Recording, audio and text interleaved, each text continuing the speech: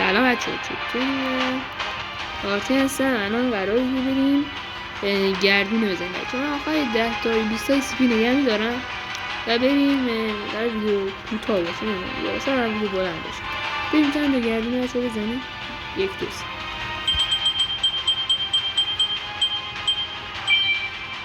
بچه‌ها اول اون یه عکس بدیم با خوبه. بریم سراغ پاک بعدیمون که بعدیم ببینم بچه ها ببینم که بازم میتونم بزنم. این کمی چی زدم.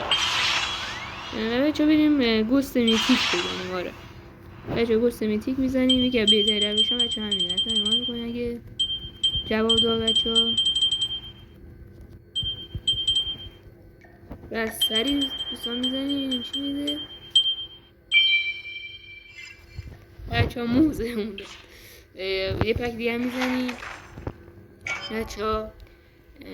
اینجا 15 تا بچه ها این پک میزنیم.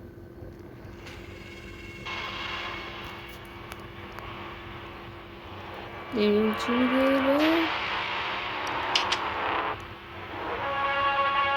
به بچه یه عکس بزن و اصلا این پک دیگه نمیتونم بزنم بچه. این پک هم میزنیم که آخرین پک هم هست. ببینم چی میده و اینو میزنم بچه. آخرین پک هم هست بچه. خلاص خوب بچه تا ویدیو بعد فعلا